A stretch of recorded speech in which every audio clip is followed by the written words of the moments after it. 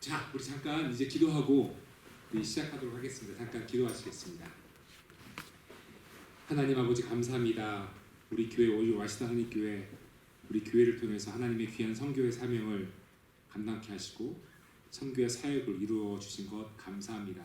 하나님, 하지만 저희들 겸손한 마음으로 다시 모였습니다. 선교에 대해서 다시 한번 마음을 다지고 공부하기 위해 모였습니다.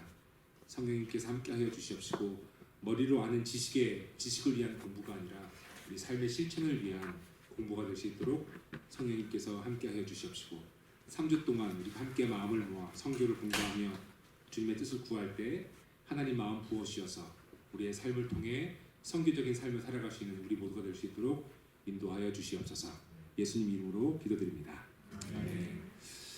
반갑습니다. 여러분. 선교학교에 오신 여러분들을 환영합니다. 제가 예전에도 선교학교를 우리 교회에 있을 때 한 적이 있었고요. 또 이렇게 오랜만에 선교학교를 열게 되었는데 선교학교를 이렇게 하게 된 그 이유 중에 하나는 사실 우리가 성경에 보면 그 지식 없는 열정의 위험성의 이야기가 있지 않습니까? 그러니까 우리 교회가 선교를 참 열심히 하고 잘 하려고 하는 노력도 있는 반면에 혹시나 올바른 지식이 없어서 또 우리가 가지고 있는 열정이 잘못된 방향으로 쓰일 수 있지 않을까라고 하는 생각도 좀 들었고요. 또 사전에 미리 방지하는 차원에서 그래도 기본적인 선교적 지식을 우리 교회가 알고 있는 것이 중요하다고 생각되었고요. 특별히 우리 선교 부원들 또 선교 부원뿐만이 아니라 우리 교인분들 누구나 이 선교에 대한 기본적인 지식을 알면 선교를 바라볼 수 있는 큰 그림이 좀 보입니다. 그래서 그 부분을 제가 여러분들하고 3주 동안 공부를 하고 싶고요. 자칭 타칭 저는 선교 전문가라고 사람들이 얘기를 합니다. 물론 제가 직접 선교를 한 것은 4년 동안 2003년부터 2007년까지 필리핀에서 현지인 선교 사역을 하면서 교회 개척 사역, 신학교 사역, 그리고 목회자 양성 사역을 4년 동안 했고요. 그 후에 제가 켄터키에 있는 에즈베리 신학교에 와서 거기에서 선교학으로 이렇게 공부를 했습니다. 그래서 학위의 이름은 Intercultural Study이긴 하지만 PhD in Intercultural Study에서 저는 선교를 두 가지 학문으로 공부를 했습니다. 하나는 Anthropological Study, 그러니까 문화인류학적 관점으로 선교를 공부했고 또 하나는 Religious Study, 종교학적 관점으로 선교를 공부했습니다. 그래서 저의 학문적 그 메이저 전공은 문화인류학과 종교학입니다. 문화인류학과 종교학으로 이제 선교를 공부한 Intercultural Study를 공부한 그거고요. 저의 그 학문적인 그 포커스는 그 복음과 문화입니다. 그래서 복음과 문화의 관계성. 그래서 저의 논문은 Recontextualization, 재상황화라고 하는 아주 좀 약간 복잡한 이야기이긴 한데요. 기독교의 재상황화, 복음의 재상황화에 대한 것이 사실 제 논문의 큰 주제입니다. 그래서 여러분 구글로 만약에 이렇게 Toward Recontextualization of Christianity 뭐 이렇게 치면은 제 논문이 아마 구글에 예전에는 떴어요. 지금도 뜰 거예요. 이렇게 나올 겁니다. 그래서 저의 학문적 전공은 그렇게 문화와 복음이라고 하는 것. 그래서 사실 제가 이렇게 선교학교 우리 교회에서 열게 된 것도 참 감사한 일이지만 다른 교회에서도 가끔씩 저를 불러줍니다. 이제 선교에 대한 이야기를 할 때. 그래서 여러분들과 함께 이 시간 또 우리 교회니까 제가 엑기스를 가지고 3주 동안 열심히 공부를 하고요. 또 필요에 따라서 다음 학기든 아니면 내년이든 또 다른 내용을 가지고 선교에 대해서 공부하는 시간을 좀 갖도록 하겠습니다. 여러분 이렇게 학교이기 때문에요. 좀 자유롭게 학교가 자유롭지 않나요? 한국은? 네. 사실 제가 지난주에 그 서울에 있는 감리교 신학대학교에서 학부생하고 대학원생 특강을 제가 했어요. 줌으로요. 줌을 했는데 너무 깜짝 놀랐어요. 왜냐면 제가 이렇게 뭐 질문을 하면 다들 조용하더라고요. 얘기를 나중에는 학생들한테 얘기해주고 해서 좀 고마운데 여러분 수업하다가 이게 학교하다가 뭐 질문이 있거나 하시면 언제든지 이렇게 얘기해 주셔서 우리 미국식으로 좀 팝콘 클래스처럼 이렇게 했으면 좋겠습니다. 제가 유인물이라고 하나요? 한국말로? 그렇죠? 예, 그 준비를 했고요. 괄호넣기 제가 해보니까 괄호넣기가 제일 집중하기가 좋더라고요. 괄호에 뭘 넣어야 될까 뭐 여러 가지 생각을 하게 되는데 이제 수업을 하면서 강의를 하면서 같이 또 제 이야기를 같이 나누면서 공부를 좀 하도록 하겠습니다. 조금 열린 마음으로 여러분 좀 들어주시고요. 그리고 내가 선교를 좀 해봤어 이런 마음을 좀 내려놓으시고 그냥 순수하게 어떤 내용인지에 대해서 여러분 관심 가져주시고 함께 공부했으면 좋겠고요. 또 말씀드린 것처럼 언제든지 질문이나 이런 거 있으면 여러분 해주시기 바랍니다. 함께 보겠습니다. 우리 2024년 워싱턴 한인교회 선교학교 선교학교에 오신 여러분들을 환영합니다. 와. 여러분 이 유인물 다 받으셨죠? 예, 아무튼 뭐 없죠? 예. 선교학교는 주님께서 명하신 선교적 사명을 되새기며 우리의 삶 속에 선교적 미셔널 라이프를 위한 배움의 과정입니다. 미셔널 라이프라고 하니까 뭔가 좀 새롭잖아요, 그렇죠? 근데 여러분 영어로 워드에 미셔널이라고 치면 빨간 줄이 이렇게 쳐져요. 그러니까 아직 빌 게이츠가 잘 몰랐던 것 같아요, 이 단어의 용도를요. 물론 최근에 나온 말입니다. 미셔널이라는 단어 자체가 미션을 형용사형으로 바꾼 거잖아요. 그러니까 선교적 삶, 우리가 어떻게 선교적 삶을 살 수 있을까라고 하는 거예요. 전도도 마찬가지인 것 같아요. 전도라고 하는 것이 선교적 삶과 굉장히 연결되어 있는 거거든요. 우리가 물론 전도의 삶이라고 말할 수도 있겠지만 선교적 삶을 위한 과정이라고 여러분 생각해 주시고요. 그래서 선교학교는 선교에 직접 참여하시는 분들뿐만 아니라 실제적 선교 현장을 위해 기도하고 후원하는 모든 교우분들을 위한 과정입니다.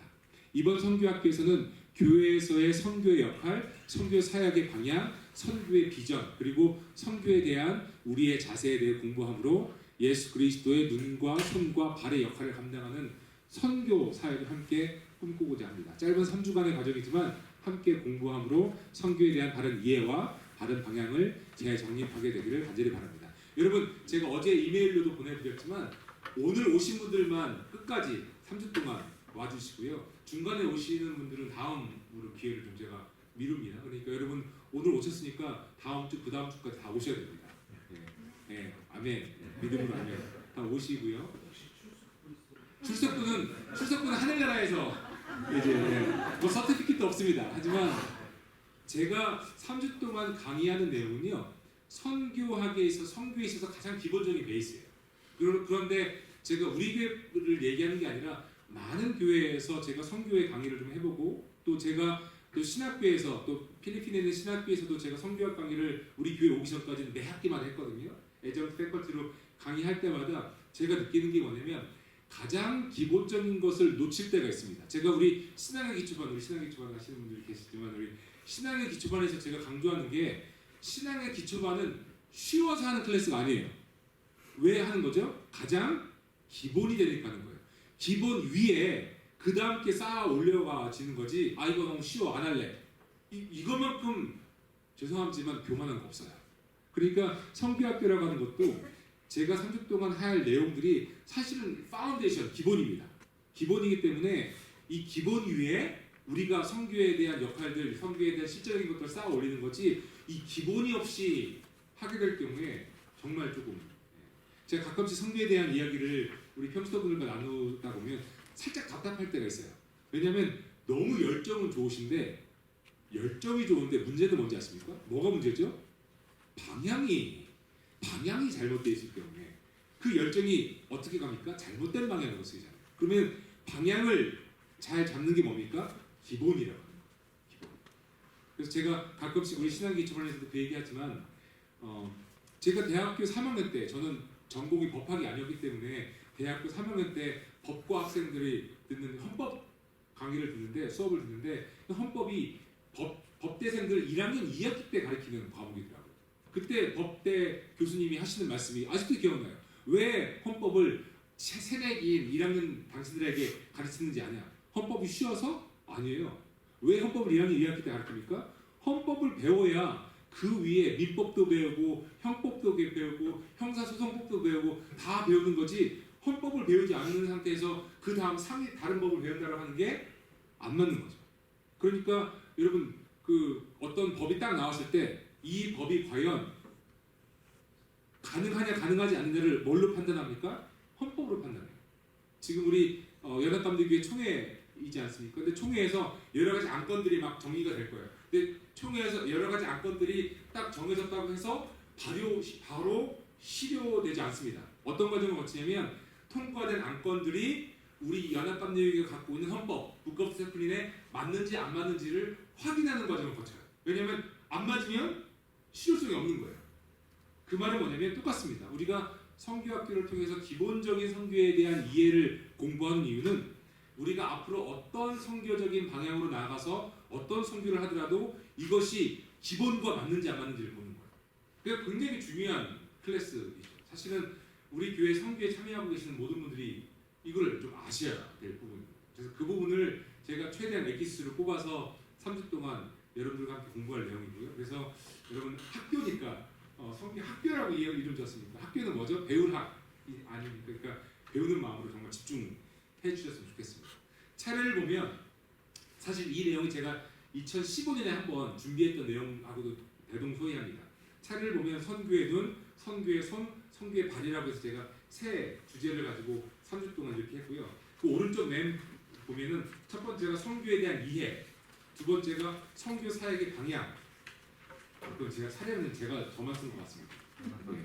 오늘은 선교의 눈, 무엇을 어떻게 보는가에 대한 거고요. 이거는 뭐냐면 선교에 대한 이해입니다. 이해.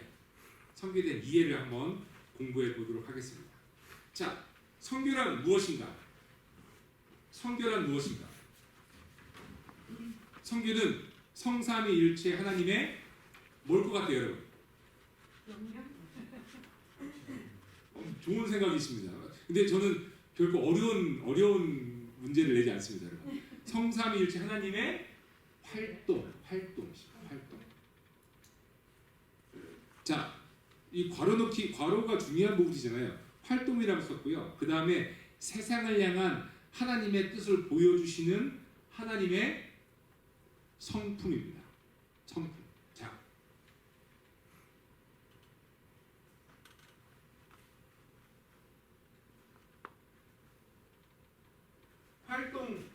활동이라고 했고요. 또 하나는 성품이라고 했어요. 활동은 뭡니까? doing이죠. doing이에요. doing. 성품은 뭡니까?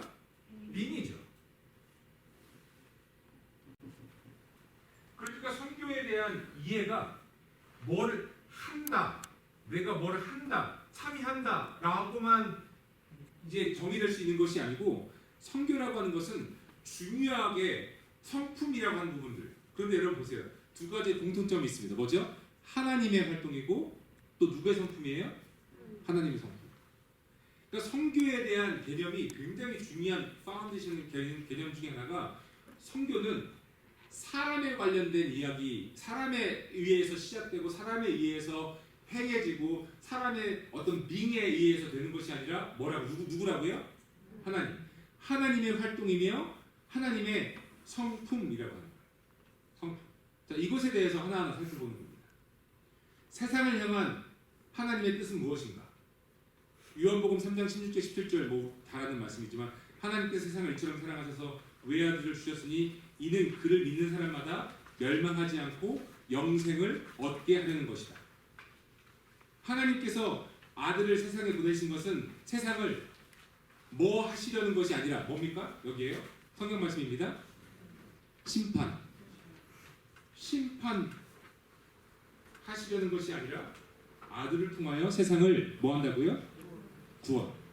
자, 그러면 선교의 목적이 심판입니까? 구원입니까? 구원이에요. 선교에 참여하는 하나님의 활동이며 하나님의 성품인 그 이유는 심판입니까? 구원입니까? 뭐예요? 구원이죠.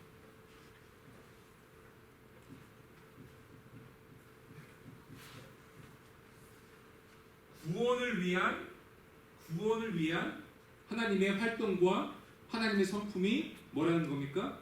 선교라고 하는 거죠. 따라서 선교는 세상에 뭐를 나눠주는 거예요? 복음을 나누는 거예요.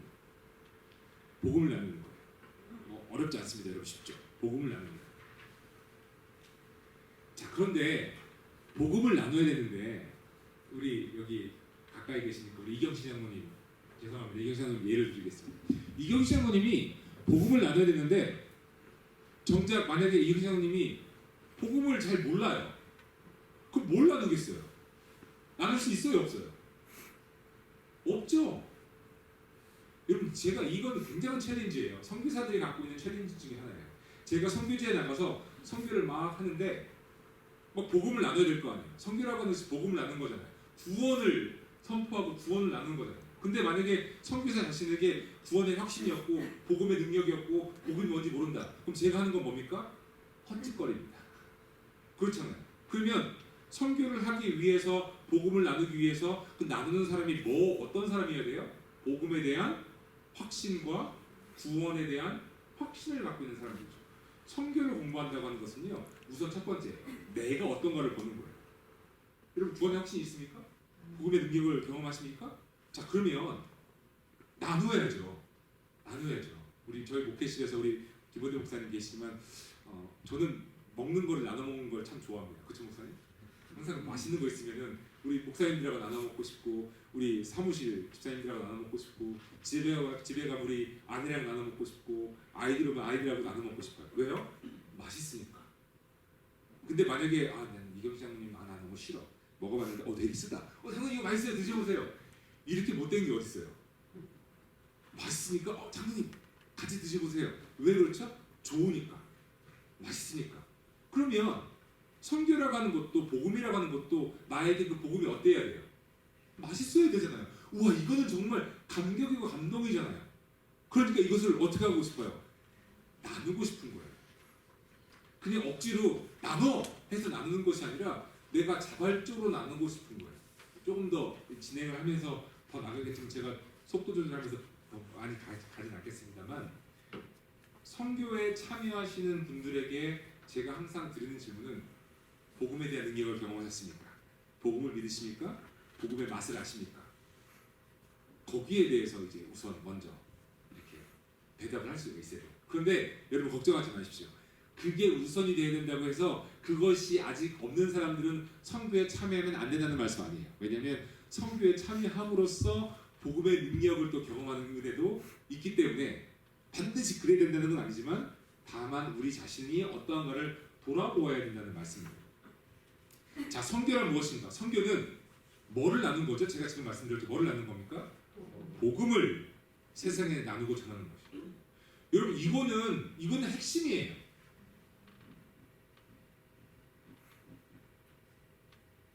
선교의 목적은 복된 소식, 우리를 구원해 주시는 예수 그리스도의 복된 소식을 나누는 게 선교의 목적이지 누구를 돕는 게 얼티밋 퍼포스가 아니라는 거예요. 누구를 도와주고 누구를 잘 살게 해주고 그게 목적이에요. 그거는 수단일 수 있죠. 복음을 전하기 위한 수단이지 정작 목적은 뭐라는 거예요? 복음을 나누는 거라고 하는 거예요. 제가 여기도 썼지만 복음 이외에 선교 활동은 없습니다. 복음 이외에 선교 활동은 없어요. 구호 활동도 계몽 활동도 그 밖의 모든 사역들도 복음으로 집중되어야 선교입니다. 복음으로 집중되어야 선교입니다. 자, 선교에 복음이 없다면 일반 NGO나 다른 종교, 기독교 다른 종교 단체에서 하는 구제 활동과 구분되지가 않죠. 기독교 선교는 복음이 핵심이며 복음 때문에 하는 사역입니다. 복음이 빠지면 안 돼. 제가 미국인 교회 프레젠밸리 교회를 가서 우리 프레젠밸리 교회에 너무 감사하고 사랑하고 정말 사랑도 많이 받고 제가 온 정성을 다한 제가 우리 교회라고 막 이렇게 나오잖아요. 프레젠밸리 미국인 교회 조그만 교회인데 가서 계속 제가 우리 프레젠밸리 교인들한테 챌린지했던 게 뭐냐면 프레젠밸리 교회를 갔더니 미국 교회는요 사역들을 굉장히 활발하게 그러니까 외부 사역들을 굉장히 활발하게 합니다. 제가 갔더니 이미 조그만 교회인데도 불구하고 501c, the non-profit organization을 따로 만들었어요. 그래서 쉐하우스 미니스트리라고 해가지고 뭘 하냐면 우리가 옷들을 막 도네이션 받아가지고 한 달에 한 번씩 교회 커뮤니티 센터를 열어서 정말 그 옷을 다 사이즈별로 종류별로 다 배치를 해서 누구나 와서 자연 가져갈 수 있게 옷 필요한 그러면 이제 히스패닉 분들도 많이 오시고 또 옷 필요하신 분들 많이 오셔서 그 사역을 막 하는 거예요. 또 프레스밸리에서 하는 사역 중에 하나가 뭐냐면 ESOL 사역을 합니다. 그러니까 영어가 불편하신 분들을 위한 ESOL 사역을 매주 월요일마다 저녁 때 사역을 막 해요. 정말 외부를 향한 사역들을 많이 해요. 미국 교회들은 그렇게 해요. 제가 챌린지 했던 것 중에 하나가 뭐냐면 오케이 우리가 풀 라이언 간다든지 아니면 헤르스티러를 가면은 주차장 뒤에 빈이 큰 게 있잖아요.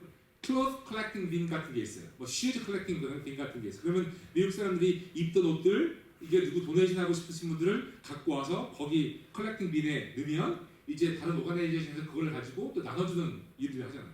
제가 퀘스천이 그거였어요. What is difference between what we are doing and what they are doing? What is difference? 띵동하잖아요. 뭔가 뭐가 다르죠, 여러분? 뭐가 달라야 되죠? 복음. 목적은 복음이에요. 돕는 게 목적이 아니에요. 물론 도와야죠. 돕는 게 나쁜 게 아니, 절대로 나쁜 게 아니죠. 도와야죠. 근데 돕는 것을 붙여서 저기 와시탄 한인교회가 우리 도와줬어. 그걸로 끝나면 안 돼요. 복음의 목적은 뭐예요? 우리가 도와줌으로 뭐가 드러나는 거예요? 예수 그리스도의 복된 소식이 드러나는 게 목적이에요. 옷을 모아서 옷이 필요하신 분들에게 나눠드리는 그 이유 중에 하나가 그거예요. 제가 그래서 프레젠밸리 교인들한테 챌린지했던 게 그거예요. 저희가 경험했던 건데 저희 아내가 직접 경험했던 건데 켄터키에 저희가 에즈베리에서 신학교 생활할 때 거기 차로 한 10분 15분 떨어진 곳에 기본대 목사님 아시겠지만 사우스랜드 커뮤니티 처치라고 하는 큰 메가처치가 있어요. 엄청 큰 메가처치가 있어요. 미국 내에서 아마 손가락 5개는 메가처치 중에 하나예요. 근데 그 교회에 이제 그 옷을 나눠주는 사역을 어느 요일에 하는 거예요. 그럼 저희 아내가 저희 그때 워낙 가난했으니까 옷을 얻어 입어야 되니까 아내가 새벽부터 가서 줄을 서 있으면 이제 일찍 가면 한 5등 정도 5번째 이렇게 있어요. 그러면은 그 문을 여는 시간이 있을 거 아니에요? 문을 여는 시간까지 밖에서 기다리고 있는 거죠. 문이 딱 열리면 어떻게 합니까? 쭉 들어가서 뭐 옷을 막 컬렉팅 하는 거잖아요. 그런데 그 교회에서 어떻게 했냐, 뭘 어떻게 했냐면 줄을 기다리고 있는데 문이 아직 안 열렸어요. 근데 그 교회, 여성교회 한 2-3명 정도가 나오는 거예요. 나와서 앞사람부터 얘기하는 거예요. 우리가 너를 위해 어떻게 기도해 줄까? 어떤 도움이 필요해? 그러면 뭐 히스패닉 사람부터 해서 그래서 적고 기도팀이 나와서 그 사람 붙잡고 기도해 줘. 그 사람 저희 아내가 갔다 오더니 너무 은혜를 받는 거예요. 옷이 문제가 아니라 누군가 널 위해 기도한다. 이게 엄청난 사역이잖아요. 다른 거예요. 교회에서 하는 사역과 교회가 아닌 그냥 좋은 마음을 갖고 하는 사역들이 일들이 완전 다르죠. 제가 그래서 프레젠밸리 교회들한테 그 얘기를 했어요. 옷을 나눠주는 게 목적이 아니다. 옷은 수단이다. 뭘 나누느냐? 그리스도의 사랑, 그리스도의 복음. 그게 없으면 교회가 다른 NGO랑 뭐가 다릅니까? 우리보다 이런 사역들을 잘하는 NGO 단체가 얼마나 많아요. 구분은 뭡니까? 복음을 나누는 거. 여러분 복음은 뭐예요? 복음은 생명이잖아요. 생명을 나누는 거. 이게 선교의 기본이에요. 복음을 나눈다. 뭐 병원 사역을 하던, 뭐 보안 사역을 하던, 뭐 학교 사역을 하던, 무슨 사역을 하던 간에 목적은 병원에서 잘 치료해주고, 무슨 보안에서 잘 포스터링 해주고, 아니면 학교에서 잘 가르쳐주고가 목적이 아니라 그거는 정말 하나의 큰 은혜, blessing이고 정말 ultimate goal of the mission is what? To share the goodness of Jesus Christ. 복음을 나누는 것. 이것이 정말 중요한 가장 기본이 되는 이해입니다. 자, 뭐라고요? 성경은 뭐를 나누는 거라고요? 복음을 나누는 것. 복음을 나누는 하나님의 활동. 복음을 나누고 싶은, 생명을 나누고 싶은 하나님의 성품. 이게 성교를 구성하고 있는 아주 중요한 부분입니다. 계속 보겠습니다. 무엇을 보는가? 성교적 관점으로 바라보기. 성교를 위해 바라보아야 할 것이 무엇인가는 성교에 있어서 가장 기초적인 질문입니다. 무엇을 바라보느냐예요. 그런데 많은 그런데 오타입니다. 그런데 많은 장기 선교사들 또는 단기 선교사들 또는 선교 후원자들이 이 질문에 대한 답을 찾지 않고 선교 활동에 임하는 경우가 많다. 선교적 관점은 무엇이어야 하는가? 선교를 위해 무엇을 보아야 하는가? 1번 뭡니까? 하나님 보기. 선교적 관점에서 본 하나님. 선교적 관점에서 하나님을 부른다면 미시오데. 여러분 이거는 제가 신학교에서 대학원생들한테 강의할 때도 맨 첫 클래스에 항상 하는 얘기예요. 미시오데이라고 하는 개념. D는 캐피탈로 씁니다. 미시오 데이라고 하는 것은 한번 따라해볼까요, 여러분? 미시오 데이. 야, 이 정도는 알아야 우리 와시타 하나님교회 선교를 한다 이렇게 해야 돼요. 다시 한번 미시오 데이 시작. 미시오 데이. 예. 미시오 데이에는 두 가지 뜻이 있습니다. 하나는 하나님의 선교라는 뜻이에요. 미션 오브 갓. 하나님의 선교라는 뜻이에요. 그럼 누구 선교입니까, 여러분 이게요? 하나님 선교. 우리 교회에서 하고 있는 멕시코 선교, 남아공 선교, 우리가 후원하고 있는 방글라데시 선교, 볼리비아 선교, 누구의 선교라는 거예요? 하나님의 선교. 여러분 이거를 당연한 거 아니에요, 목사님? 당연하죠. 그런데 이 당연한 것을 우리가 선교에 참여하다 보면, 활동하다 보면 잊어버려요. 정말 중요한 개념이에요. 이건 하나님의 선교예요. 하나님의 선교라고 하는 뜻은 뭡니까? 나의 선교가 아니라는 거예요. 다시 한번요. 하나님의 선교이기 때문에 이건 나의 선교가 아니다. 아니다. 아니다. 내가 이렇게 선교를 A 방향으로 이끌고 싶어도 A 방향이 아니라 B 방향으로 이끄신 하나님이 있다면 뭐예요? 이거는 내 선교가 아니고 하나님의 선교니까 당연히 B 방향으로 가는 게 맞죠. 왜요? 하나님의 선교니까. 선교를 보면요, 큰 그림으로 봐야 돼요. 큰 그림으로. 자, 두 번째 뜻이 뭐냐면 미셔너리가 하나님이 누구라는 거예요? 선교사예요. 하나님이 선교사예요. 이게 굉장히 중요한 개념입니다. 제가 4년 동안 필리핀에 선교사를 나가 있었지만 제가 선교사가 아니라 누가 선교사라는 거예요? 하나님이 선교사라고 하는 거예요. 이 두 가지 개념. 그러니까 하나님의 선교이고 하나님께서 선교사이시면은 선교는 누가 하는 거예요? 누가 하는 거예요? 하나님이시죠. 이 개념을 알아야 우리가 선교에 참여한다는 의미가 뭔지를 알 수가 있어요. 미시오에 대한 개념이죠. 이 두 가지, 미셔너리가 그리고 미셔너가이라고 하는 겁니다. 자, 보겠습니다. 선교에 있어서 하나님을 바라본다고 하는 것은 선교의 주체가 사람이 아니라 교회가 아니라 누구라는 거예요? 하나님. 걸어놓기 하나님이라고 쓰시면 됩니다. 하나님이시라는 것을 의미한다. 선교는 사람의 선교도 아니고 교회의 선교도 아니라 하나님의 선교이다.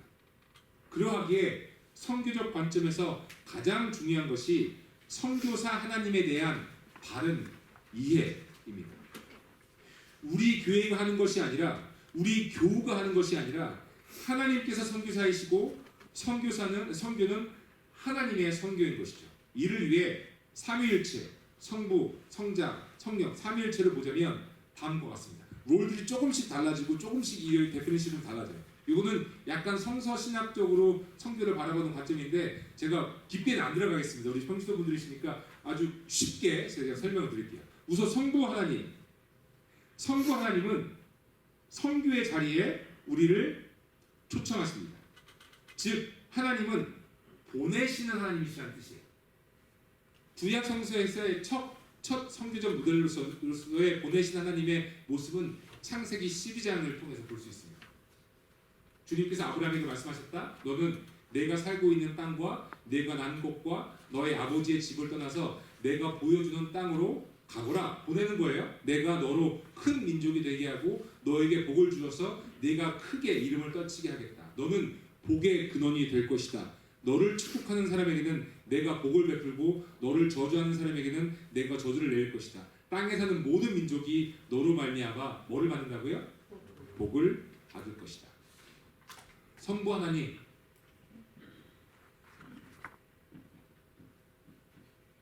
성부 하나님의 롤이 뭐라고요? 보낸다. 보내신 하나님. 보내시는 하나님이라는 뜻. 성자 한번 보겠습니다. 성자는 어떻게 되어 있습니까? 성자 하나님은 선교적 사명으로 이 땅에 오셨다.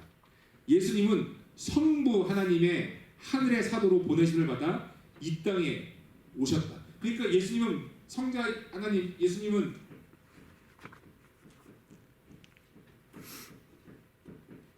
보냄을 받은 거예요. 보내심을 받았다. 히브리서는 예수 그리스도를 사도와 대제사장으로 표현하고 있다. 두 가지입니다. 보세요. 형제 자매 여러분, 우리가 고백하는 신앙의 사도요 대제사장이신 예수를 깊이 생각하십시오. 또한 예수님은 전도자로 이 땅에 오셨다. 누가복음 4장은 주님께서 자기 자신을 이사야를 통해 이렇게 증거하신다. 주님의 영이 내게 내리셨다. 주님께서 내게 기름을 부으셔서 가난한 사람에게 기쁜 소식을 전하게 하셨다. 주님께서 나를 보내셔서 포로된 사람들에게 해방을 선포하고 눈먼 사람들에게 눈뜸을 선포하고 억눌린 사람들을 풀어주고 주님의 은혜의 해를 선포하게 하셨다. 또한 주님은 자신의 사명에 대해서도 명확하게 말씀하고 계신다. 예수께서 그들에게 말씀하셨다. 나는 다른 동네에서도 하나님 나라의 복음을 전해야 한다. 나는 이 일을 위해 뭘 받았다고요? 보내심을 받았다. 자 보세요. 보내는 분은 성부 하나님, 보내심을 받은 분은 성자 예수님. 이게 삼위일체지만 지금 저희가 삼위일체로 구분해서 지금 설명을 드리는 겁니다. 자 그럼 성령 하나님은 어떤 분이실까? 성령 하나님은 본격적인 교회의 시작, 선교의 시작을 이끄셨다. 사도행전 2장에 나오는 성령 강림의 사건은 선교, 교회의 시작을 알리는 성령의 역사였다. 성령의 역사는 문화적 경계와 언어적 한계를 뛰어넘는, 여러분 이게 방언의 이야기잖아요. 막 성령을 받은 다음에 사도들이 방언을 막 하는 거잖아요. 문화적 경계와 언어적 한계를 뛰어넘는 하나님의 구원의 은총을 이끄신다. 이것이 사도행전의 역사인 것이죠.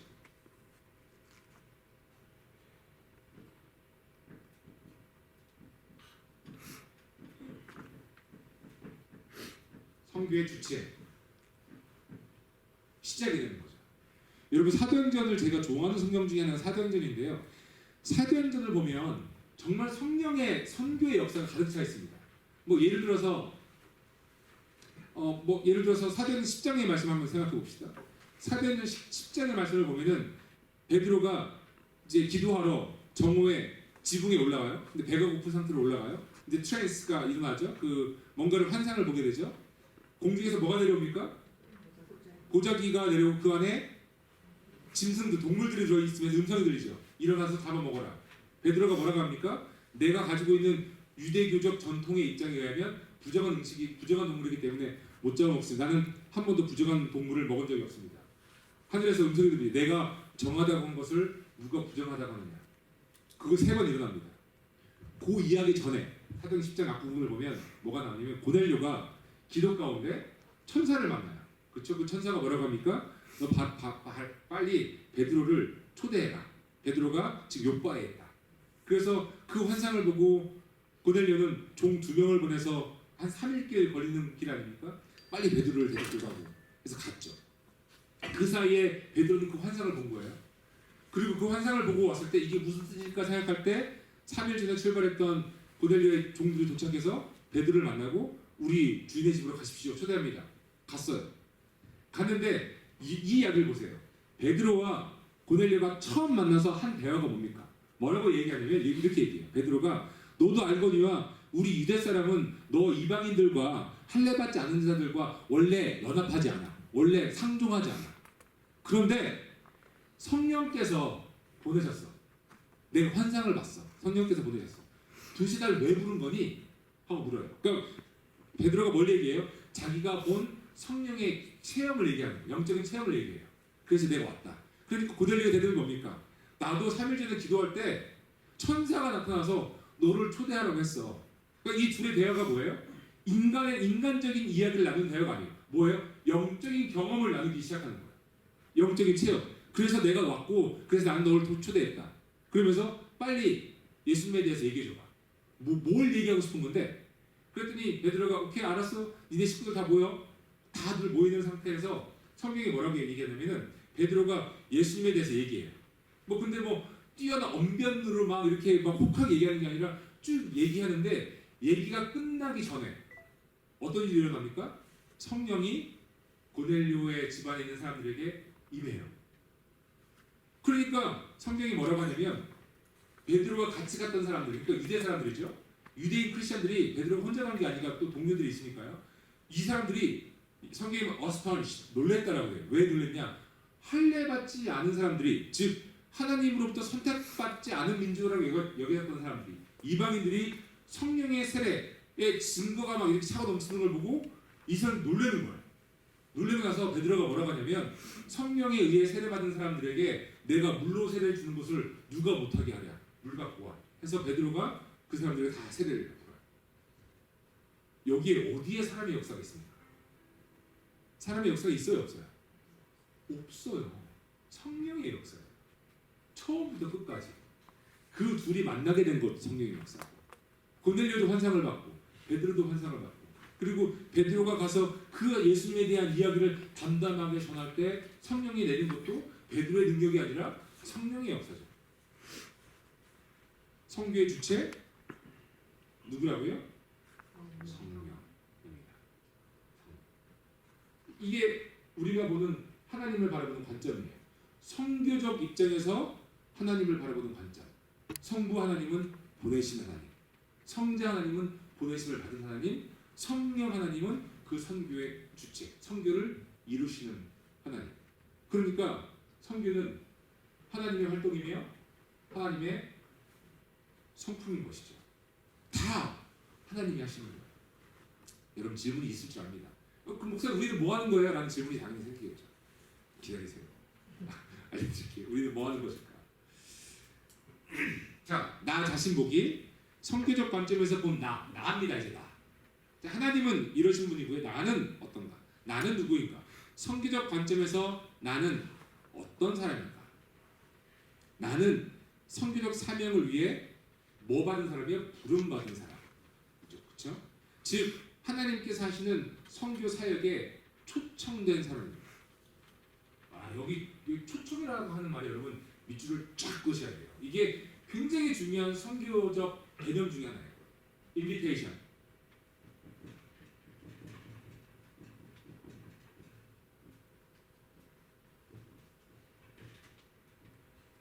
초청. 저 이건재 장로님, 저희 집에 내일이 제 생일이라서 음식이 있는데 집사님, 장로님 우리 초청 오십시오. 그러면은 시간이 되는지 안 되는지 물론 다 초청을 해서 장로님 그럼요 가서 케이크 맛있게 먹겠습니다 초청해서 오셨어요. 그럼 초청받은 사람은 무슨 어떤 의무가 있습니까? 아니면 의무가 없고 그냥 와서 즐기면 되는 거예요? 어떤 거예요? 와서 즐기면 되죠. 초청받으신 분이 초청한 시간이 1시인데 12시에 오셔가지고 1시간 동안 청소하셔야지 초청에 어떤 그런 게 있어요? 아니죠. 그냥 오시면 돼요. 초청을 했는데 좀 일찍 오셔서 청소 좀 하시고요. 이건 초청이 아니죠. 그건 일을 부리는 거잖아요. 성교가 뭐라고요? 초청이에요. 하나님께서 부르시는 거예요. 하나님께서 부르시는 거. 이거에 대한 이해가 굉장히 중요합니다. 한번 살펴보겠습니다. 내가 초청받았다는 거예요, 여러분. 내가 초청받은 거예요. 우리 홍수 권사님 초청받으신 거예요. 다 초청받으신 거예요.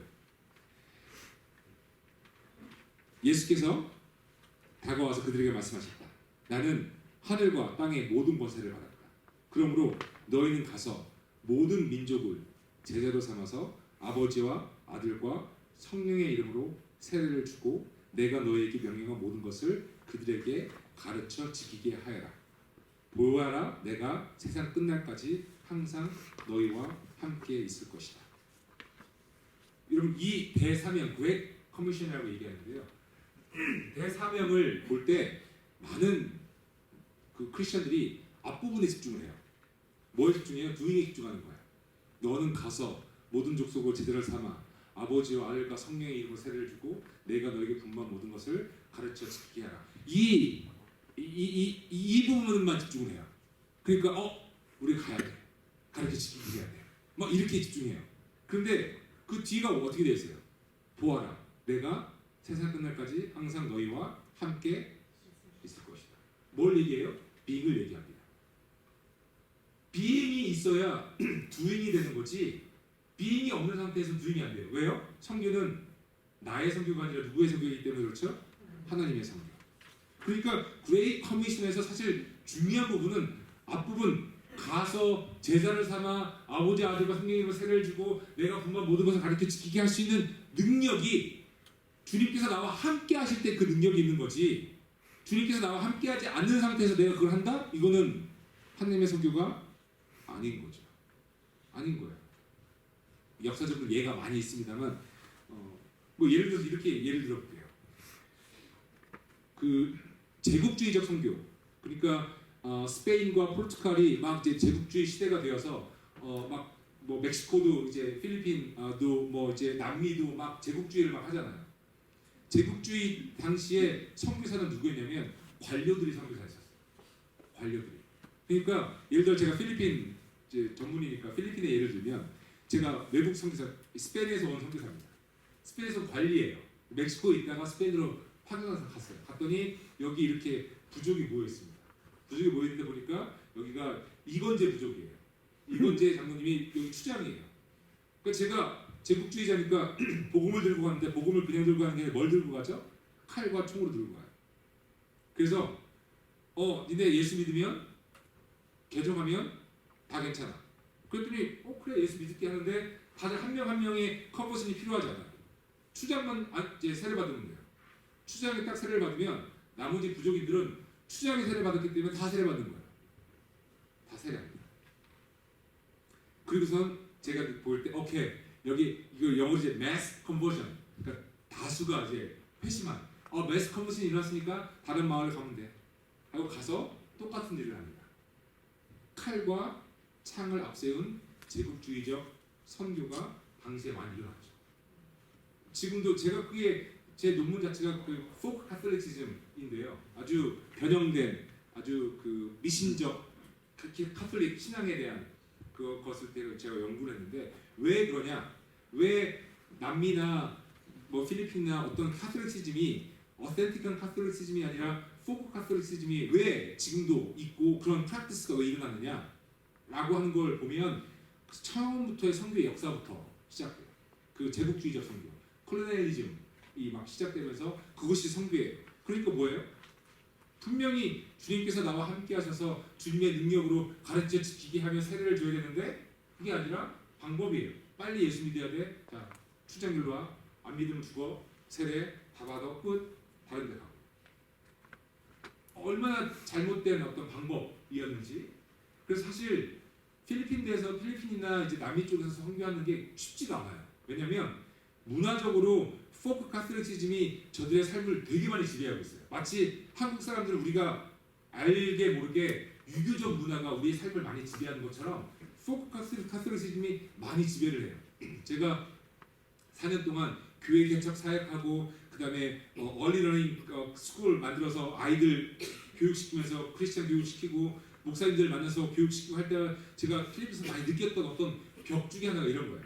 만약에 딱딱한 벽이 있어서 복음이 들어갈 때 복음과 이 벽이 꽝 부딪혀가지고 복음의 능력이 있으니까 그 벽이 깨지고 이제 복음이 막 들어가면 좋겠지만 어떤 느낌이냐면은 문화적으로 스펀지 같은 느낌인 거예요. 스펀지가 빨아들이는 스펀지가 아니라 복음으로 빵 쳤는데 쑥 들어가고 다시 쑥 밀어내는 이게 문화적으로 굉장히 그런 포크 카톨릭즘이 강해요. 그래서 뭐 교회 가자 그러면은 파스터 나 하나님 믿어 하나님이 하늘과 땅을 천지를 창조하신 거 믿어 하는데 말로는 믿는다고 하지만 결국은 신앙생활이 없어요. 뭐 이런 것들 굉장히 스폰지 같은 어떤 그런 딱딱하게 뭔가 깨져서 내가 깨지던 저기가 깨지던 뭔가 깨져야 뭔가 열매가 나올 텐데 깨지는 거 없이 그냥 쑥 들어갔다가 쑥 나오는 듯한 느낌 이런 걸 굉장히 많이 경험했어요. 영적으로 선교 사역을 하다 보면 왜 그러느냐 이게 이제 선교 역사부터 시작돼요. 시작부터 뭔가가 잘못됐죠. 시작부터 그레이트 커미션을 처음부터 해석을 잘 하지를 못했죠. 주님께서 함께 하신 후에 그 함께 하시는 것이 우리가 해야 할 일들로 나타났는데 being은 빠지고 doing만 강조되다 보니 나오는 현상 중에 하나이죠. 하나님의 선교사에게 초청을 받은 이유가 무엇인가? 초청입니다. 여러분 제가 썼는데 선교가 사역 중심 선교, 즉 여기 task oriented mission 아니면 doing oriented mission이라고 썼는데요. 선교가 사역 중심의 미션이 되어서는 하나님의 선교에 동참한다고 하는 것은 하나님께서 하시는 선교의 증인으로 선다는 것을 의미합니다. 제가 여기에 썼지만 한번 보여드릴게요.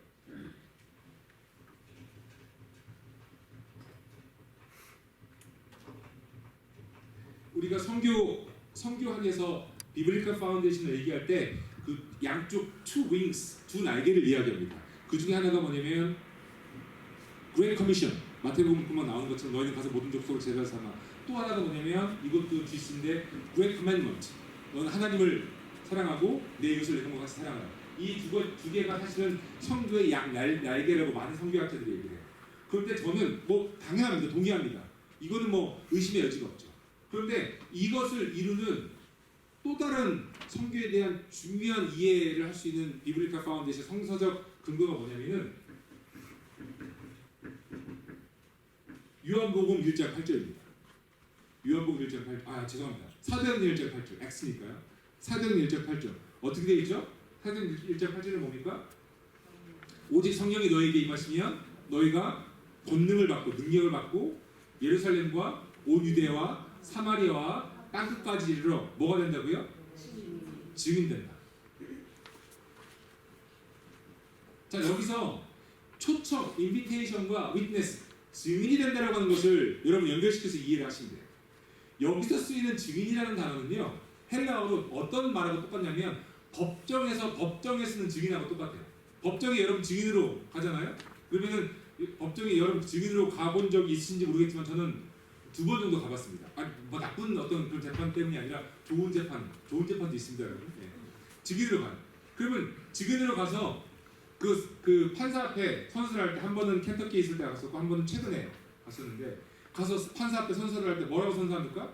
내가 본 것과 들은 것만 얘기하고 덧붙이지 않겠다. 선서를 하죠. 그리고서 뭐 이제 질문을 하게 되면 저는 뭐 얘기해요? 내가 본 것과 내가 들은 것만 얘기하면 돼요. 내 느낌이나 내 감정을 얘기하는 건 소용이 없습니다. 증인은 뭐 어떤 사람들이에요? 본 것과 들은 것만 얘기하는 사람들이에요. 자, 그러면 사도행전 1장 8절에 보면 성령이 너에게 임하시면, 성령은 아까 제가 지웠네요. 성령은 뭐라고 그랬죠? 선교의 주체라고 했잖아요. 그렇죠? 선교의 주체인 성령 하나님이 내게 임하시면 내가 능력을 받아요. 근데 어떤 능력이냐? 막 병 고치는 능력도 아니고요. 무슨 뭐 엄청난 그런 능력이 아니라 어떤 능력이에요? 증인이 되는 능력이에요. 증인이 되는 능력이라는 게 뭐예요? 내가 뭐 한다는 거예요? 직접 보고 직접 뭐 한다고요? 듣는다. 여러분 선교는요. 그리고 선교사가 된다고 하는 건요. 여러분 우리가 생각할 때 선교사 어떻게 돼요? 난 힘들어서 못할 것 같아요. 그거 진짜 큰 결정, 큰 다짐을 해야 될 거 이렇게 생각하시잖아요. 성서적으로 보면요. 선교에 참여한다고 하는 것, 선교사가 된다고 하는 건요. 특권입니다. 특권. 왜요? 내가 직접 하나님이 하신 일을 뭐 한다고요? 보고 하나님이 하신 일을 듣는다. 그러니 내가 하는 일은 뭐예요? 내가 보고 들은 것을 나는 증인으로서 얘기하는 거예요. 하나님이 우리를 어떻게 부르신다고요? 증인이 되게끔 초청하시는 거예요. 너 내 증인 될래? 이거 얼마나 특권입니까? 선교는 엄청난 특권이죠. 이게 무슨 obligation, 어떤 duty 이런 차원이 아니라 반드시 막 결단을 해서 해야 될 어떤 그런 차원이 아니라 하나님의 초청이고요. 그 초청의 자리가 어떤 자리냐면 주님의 증인이 되는 자리예요. 여러분 이해되시죠? 어렵지 않죠, 여러분. 최대한 쉽게 해드리려고 하는 거예요. 그러니 저 이번에 선교 나가기로 했습니다. 저 이번 단기 선교 나갑니다. 제 이번에 은퇴하고 1년 정도 어디 가서 선교를 할 계획입니다. 좋습니다. 축하드립니다. 특권을 받으셨군요. 어떤 특권이요? 하나님이 초대하셨군요. 어떤 초청입니까? 어떤 초대죠? 하나님의 증인이 되는 초대, 증인이 되는 초청입니다. 그러니 얼마나 큰 특권이에요. 우리 교회가 그런 특권을 누려야 되지 않겠습니까? 하나님이 하신 일을 봐야죠.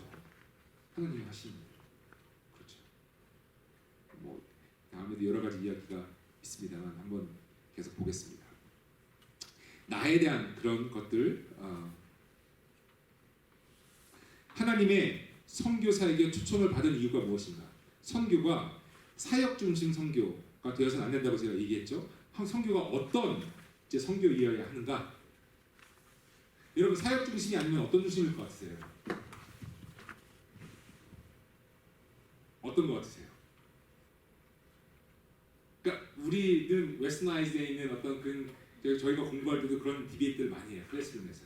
왜냐면은 이미 웨스터나이즈되어 있는 어떤 그런 그 월드뷰가 있고 마인셋이 있기 때문에 우리는 어떻게 특히 한국에서 교육받았던 저의 어떤 선교적 어떤 관점에서 필리핀에 나갔을 때 저는 뭐 어떤 관점이었냐면 태스크 오리엔티드, doing 오리엔티드, 빨리 이거 해야 돼, 이거 빨리 급해, 이거였어요. 사실 저는 굉장히 태스크 오리엔티드였던 사람이었어요. 뭐 한국에서 사람은 거의 다 그렇지 않습니까? 뭔가 태스크가 있고 이 태스크를 어치브하는 게 삶의 어떤 그런 방향이고 목표였던 그런 사람이 필리핀에 나갔어요. 필리핀에 나가서 제가 얼마나 많은 실수를 저질렀고 얼마나 많이 깨졌겠습니까?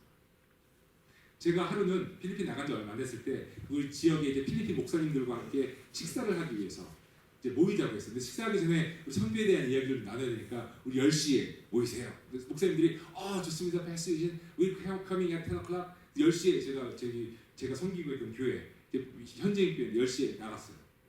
아무도 안 와요. 11시가 됐어요. 아무도 안 와요. 내가 약속을 잘못 잡았나? 11시 반쯤 되니까 한 명 와요. 그 약속한 거 맞아? 와, 맞대요. 속에서 막 어떻게 됩니까? 그쵸? 열받죠. 이게 말이 되지. 12시 되니까 좀 와요. 12시 반 되니까 다 왔어요. 아니 밥을 먹으러 가야 되는데 밥 먹기 전에 성교에 대한 얘기를 해야 되는데 도대체 이게 너무 기가 막힌 거예요. 그 너무 화가 나가지고 아니 목사님들한테 이러면 되겠냐고. 제가 나중에 알고 보니까 그때가 2003년이었는데 필리핀은 약속을 그렇게 잡은 제가 잘못이죠. 그냥 오전에 볼까 오후에 볼까 뭐 이러면 돼요 사실요. 그럼 와서 뭐 왜냐면은 그게 굉장히 관계 중심이에요. 저는 바보처럼 교회 와서 교회 안에서 실내에서 10시 될 때까지 기다리면서 왜 안 오지? 이거 바보 같은 짓이죠. 뭘 했어야 돼요? 태스크 오리엔티드가 아닌 성교이기 때문에 뭘 해야 돼요? 10시에 가면 되지. 교회 가서 뭘 합니까? 교회 주변에 이웃들하고 다 이웃들하고 얘기하고 뭐 이제 커피도 막 앞에 따요. 그 커피도 같이 마십시다. 커피 마시면서 얘기하고 파스타로 얘기하다 보면 필리핀 목사님들 한두 분 오고 왔냐고 또 얘기하고 또 같이 커피 마시고 그러다가 밥 먹으러 가자. 그러면 되는 건데 딱 태스크 오리엔티드 돼 있으니까 10시 미팅 안 와? 10시 반인데 안 와? 11시인데 안 와? 이게 뭐야 도대체? 11시 반 되니까 하나 와? 저거 얼마나 황당했겠어요. 왜 그런지 아세요? 몰랐어요. 제가 선교사 훈련을 1년을 받았지만 그런 구체적인 거에서 대해서 몰랐던 거죠. 어떤 걸 몰랐냐? 선교가 태스크 오리엔티드 되면 안 된다. 태스크 오리엔티드. 저는 선교에 대해서 강의를 하거나 선교에 대해서 누구랑 이야기할 때 제가 동의하지 않는 말 중에 하나가 이거예요. 이거 정말 긴박하다고. 빨리 처리해야 된다고. 빨리 해야지. 이거 하나님께서 하나님 나라에서 긴박한 거 없습니다. 하나님 선교에서 긴박한 거 없어요. 정말 긴박하면 하나님께서 직접 다 일을 하시겠죠. 긴박한 거 없어요. 이게 왜 긴박하냐? 왜 빨리 처리해야 되냐? 왜 그런지 아세요? 태스크 오리엔티드예요. 빨리 해요. 한 가지 예를 드려볼게요. 실제로 있었던 일입니다. 한국 선교사인데요. 필리핀에 가서 선교를 하는데 이분들은 교회 개척사역을 해요. 근데 한 분은 굉장히 수완이 좋아요. 그래서 한국에서 막 이제 교회 개척에 대한 비전을 나누고 해가지고 펀드레이징이 확 됐어요. 그래서 이분은 3개월 만에 교회를 짓습니다. 교회를 아주 튼튼하게 콘크리트로 쫙 일꾼들 다 해가지고 교회를 딱 줘요. 이게 이제 교회라고. 마을 사람들 다 와서 예배드리라고. 교회 딱 짓고 이 선교사님은 다른 데로 가 또 다른 지방으로 가죠. 왜냐면 교회를 또 지어야 되니까. 또 그럼 그 한국에서 또 펀드레이징을 쫙 해가 또 교회를 칩니다. 3개월 만에 져요. 그게 이제 선교사 A라고 칩시다. 선교사 A는 그렇게 활동을 해요. 근데 선교사 B는 이 사람은 참 수완이 없어요. 한국에서 펀드레이징을 못해요. 근데 왔는데 교회를 지어야 되겠어요. 근데 돈이 없어요. 그래서 그 필리핀 사람들하고 마을 사람들하고 친구가 되고 거기서 살면서 얘기하다가 교회를 짓시다, 오케이 그럽시다. 그래서 교회를 뭘로 짓냐면 반구로 이제 배나무로 짓는 거예요. 배나무로 짓는데 그걸 1년이 넘게 져요. 돈이 없으니까요. 1년 넘게 져요. 짓고 거기서 이제 선교사가 예배 드리고 그 다음에 다른 데로 이동을 해서 가요. 10년이 됐습니다. 10년의 시간이 지났습니다. 그 사람이 선교사 B고 이 사람이 선교사 B예요. 이제 대단한 보시는 사람이 10년 뒤에 이제 선교사 A가 진 교회와 선교사 B가 진 교회를 가보는 거예요. 선교사 A가 진 교회는 건물은 그대로 있습니다. 근데 건물 안에 거무줄이 막 있어요. 거무줄이 막 쳐져 있어요. 사람이 없어요. 그냥 애들이 와서 놀고 있어요. 놀이터가 있어요. 선교사 B가 진 뱀부 처치는 여전히 대나무 교회입니다. 그런데 거기에 사람이 모이고 예배를 드려요. 태스크적인 관점에서 보자면 A 선교사님이 교회는 더 많이 적겠죠. 건물을 개수로 보자면. 근데 뭐가 선교입니까? 뭐가 교회 개척이에요? 선교사 B는 수완이 없어서 그런지 모르겠지만 아무튼 어렵게 필리핀 사람들하고 필리핀 분들이 자기 손으로 직접 동네 사람들이 나무 베어 갖고 와서 교회를 지은 거예요. 그러니까 이 교회는 누구 교회입니까? 자신들 교회가 되는 거죠. 이 교회는 A 교회는 뭐예요? 선교사가 펀드 갖고 와서 졌으니 누구 교회입니까? 그냥 거미줄 쳐져 있고 막 그런 거죠. 태스크 오리엔티드냐 아니면 릴레이션십 오리엔티드 미션이냐, 관계 중심적 선교냐. 굉장히 중요한 겁니다. 선교는 그래서 사람을 키우는 거예요. 선교는 관계를 맺는 거예요. 그래서 저희가 이제 공부할 때도 그런 얘기가 있었지만 doing oriented가 아니라 being oriented라고 얘기를 하기도 하고요. 그 다음에 task oriented가 아니라 relationship oriented mission이라고 얘기합니다. 예수님께서 하신 사역이 그거잖아요. 여러분 예수님의 사역이 task oriented입니까? 아니면 relationship oriented입니까? 만약에 예수님의 사역이 task oriented면은 3년의 공생활은 말이 안 되죠. 30년 이상을 해야죠. 왜냐하면 할 일이 많은데 왜 3년만 하고 돌아가세요? 근데 예수님의 공생의 사역 자체가 태스크 오리엔티드가 아니에요. 관계예요. 관계. 그러니까 3년이어도 충분한 거죠. 아니 생각해보세요. 태스크 오리엔티드는 태스크 오리엔티드 퍼스펙티브를 보자면 3년 동안 아픈 사람을 고치시는 수보다 30년을 살아계셨으면 30년을 공생을 하셨으면 더 아픈 사람을 더 많이 고치셨을 텐데 그게 아니었죠. 그러니까 미션이 선교라고 하는 것이 그렇다라고 하는 거예요. 굉장히 중요한 관점인 거죠. 나에 대해서 지금 이야기하고 있죠. 하나님께서 하신 일에 대한 증인으로 부름받았다고 하는 것, 아까 제가 말씀드렸습니다. 증인으로 초청받았다고 하는 것, 그리고 내 중심, 일 중심, 성과 중심이 아니라 하나님 중심으로 선교 사역에 임한다고 하는 것. 자, 그렇다면 우리가 해야 할 일은 질문이 나올 수 있잖아요. 선교가 대사명, 마태복음을 한 대사명, 그렇죠? 대사명을 전제로 한다면 우리가 선교적 대사명을 위해 해야 할 구체적인 것은 대명령, 뭡니까? 하나님을 사랑하고 이웃을 내 몸처럼 사랑하는 것. 내일 설교 때 주일 설교도 제가 준비한 게 사실은 일부러 그렇게 준비한 게 아닌데 그렇게 준비가 됐네요. 내일 설교 중에 중요한 내용 중에 하나가 이웃을 사랑하는 내용이 나와요. 이웃을 사랑한다고 하는 거예요. 이것이 선교라고 하는 것. 예수께서 그에게 말씀하셨다. 내 마음을 다하고 내 목숨을 다하고 내 뜻을 다하여 주 너희 하나님을 사랑하여라 하였으니 이것이 가장 중요하고 으뜸 가는 계명이다. 둘째도 이와 같은데 내 이웃을 내 몸과 같이 사랑하여라 한 것이다. 이 두 계명의 율법과 예언서의 본뜻이 달려 있다. 여러분 이 마지막 문장 율법과 예언서의 본뜻이라고 이야기하는 것은 예수님께서 Great Commandment 두 가지 하나 하나님 사랑과 이웃 사랑 이게 율법과 예언서의 본뜻이라고 하는 말이 뭐예요? 성경의 핵심이라는 뜻이에요. 성경의 핵심이 뭡니까? 하나님 사랑과 이웃 사랑이에요. 그게 제가 선물해 드리는 게 아니라 누가 선물해 주신 거예요? 예수님이 선물해 주신 거예요. 율법과 예언서의 본뜻이다. 성경의 본뜻이다. 성경이 이야기하고 있는 것은 하나님 사랑과 이웃 사랑이다 라고 하는 거예요. 다음 보겠습니다. 나는 하나님의 선교에 초청받은 사람이다. 초청받은 사람으로서 해야 할 의무는 하나님께서 하시는 일에 증언하는 증인이 되는 것이다. 선교사는 따라서 증인으로 서는 것이다.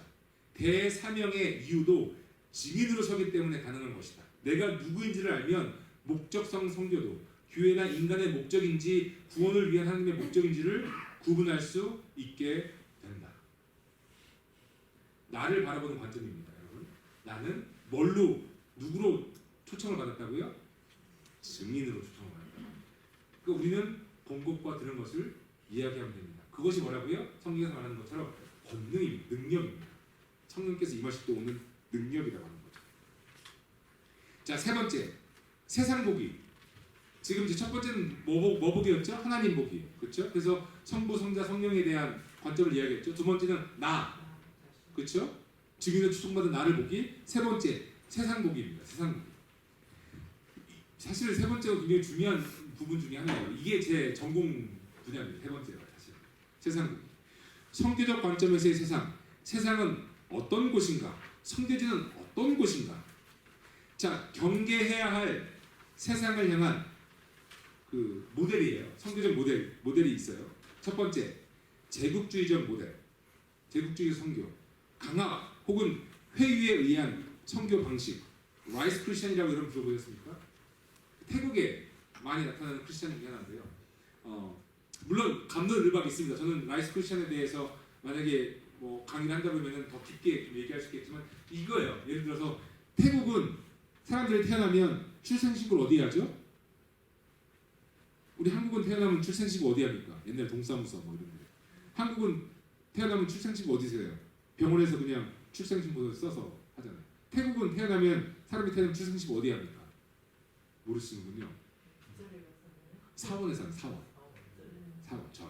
그러니까 태국 사람들은 태어나면 출생신고가 사원에 기록이 돼요. 그러니까 태어나자마자 자동적으로 불교 신자가 되는 거예요. 태국의 남자들은 군대를 가든지 아니면 어딜 갑니까? 사원을 가는 거예요. 승려가 돼야 돼요. 몇 년 동안 의무부병이 있습니다. 그런데 태국의 산족에 선교하시는 목사님들이 선교를 하는데 이 산족에 집이 이렇게 있는데 집 이 위에 빨갛게 십자가가 이렇게 그려져 있어요. 그러면 예수 믿는 사람들이라는 뜻일 거 아니에요. 근데 십자가를 그려놓은 집에 안에 들어가면 그 안에 뭐가 있어요? 불쌍하게 달린 거죠. 그럼 왜 십자가를 그려놨을까요? 십자가를 그려놔야 선교사가 가면서 뭘 줘요? 쌀, 라이스 크리스천, 쌀을 줍니다. 그럼 거기에 대한 감론을박이 있죠. 이게 맞는 선교냐, 맞지 않는 선교냐. 뭐 제가 깊게 들어가지 않겠습니다. 왜냐하면 그게 맞다 틀리다 이렇게 딱 단정져서 얘기할 수 있는 부분은 사실 아니에요. 뭐 그렇게라도 복음이 조금이라도 들어갈 수만 있다면. 그런데 이 라이스 크리스천이라고 하는 건 뭐냐면 겉과 속이 two tiers 달라지는 거. 이게 스피릿 레벨 크리스천티라고 얘기합니다. 이 레벨이 달라지는 크리스천티의 모습이. 근데 그게 선교지에 많이 있어요. 여러분 선교에 있어서의 선교사가 선교할 때 하나님께서 원하시는 그 목적성을 가지고 목적을 누려야 될 게 뭐냐면요. 가장 빠른 시간 내에 가장 효과적으로 복음에 대해서 뭘 시켜야 되냐면 현지화 시키는 거예요. 현지화 시킨다는 것은 현지 사람들이 알아서 운영하고 현지 사람들이 알아서 한다 그런 개념만이 아니에요. 복음이 현지화되는 거예요. 현지화. 그러니까 현지 사람들에게 맞게끔 복음이 전달되는 그 역할이 사실 굉장히 중요한 선교사의 역할 중 하나예요. 그런데 만약에 선교가 섹터화됐다. 우리 선교 고아원, 우리 선교 병원, 우리 선교 센터, 우리 선교 학교, 우리 선교 뭐든지 그래서 섹터화돼 있을 경우에 현지화가 됩니까 안 됩니까? 안 돼요. 그 현지화가 굉장히 중요해요. 그 라이스 크리스천티가 긍정적인 면으로 보자면 현지화를 위한 작은 몸부림일 수가 있어요. 왜냐하면 이 사람들은 태어날 때부터 불교 신자예요.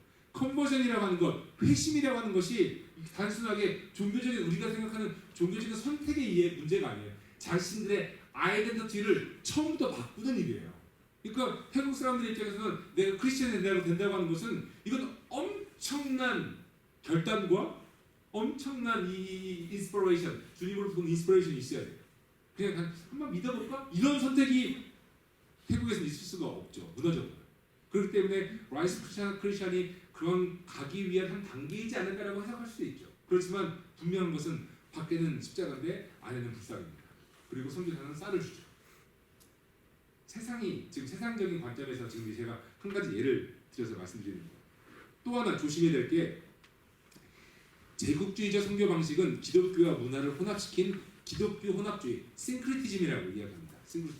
이 싱크리티즘이 가장 많이 나타나는 그 예가 남미의 카톨릭 아니면 필리핀의 카톨릭입니다.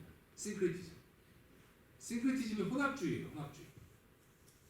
굉장히 이건 제가 이거는 더 깊게 들어가지 않겠습니다. 좀 어려운 부분 중에 하나이긴 하지만 이렇게 이해하시면 되고요. 나중에 기회가 되면 더 자세하게 말씀드릴게요. 두 번째 경계해야 할 선교적 모델 두 번째가 뭐냐면 자기 문화적 선교, 에트노센트리즘이라고 얘기하는데요. 자기 문화적 선교. 제가 필리핀에서 했던 실수 중에 하나가 그겁니다. 필리핀을 딱 가서 선교를 하는데 이 마닐라에서 한인 목회하시는 목사님이 저에게 막 체리를 주는 거예요. 김성교사님.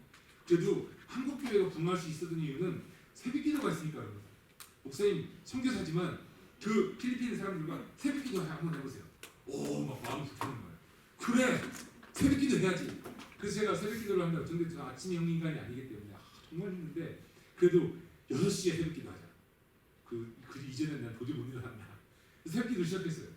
그러니까 참 새벽기도를 가면 저 가고요. 그다음에 우리 현지인 목사님 같이 오고요. 그다음에 현지인에서 같이 우리 청년 중에 한 명, 3명이 항상 새벽기도를 해요. 안 오는 거예요. 동네 사람들도 안 오는 거예요. 왜 안 올까요? 에스너센트리즘, 자기 문화적 해석이에요. 나는 한국 기독교인이니까, 한국 크리스찬이니까 한국식으로 복음을 해석하는 거예요. 이게 나중에 1년 지나고 나서 아, 나의 실수구나라고 하는 걸 느꼈어요. 사실 저 정말 실수 많이 했습니다. 한교지에서. 우리 필리핀 그 멤버들이 얼마나 저를 많이 안아줬는지 몰라요. 저 실수를 눈 감아주고 용서해주고 뭐 그러면서 잘하는 거죠 사실은. 왜 필리핀에서는 새벽기도가 안 될까요? 왜냐하면 필리핀은 열대지방 더운 나라입니다. 아이들이 학교를 갈 때 보통 6시에 가요. 아니 5시 반에 가든지. 왜냐면 더우니까요. 가서 점심시간까지 있다가 11시쯤에 와요. 왜냐면 점심 먹어야 되니까 학교에서 급식이 있는 것도 아니니까.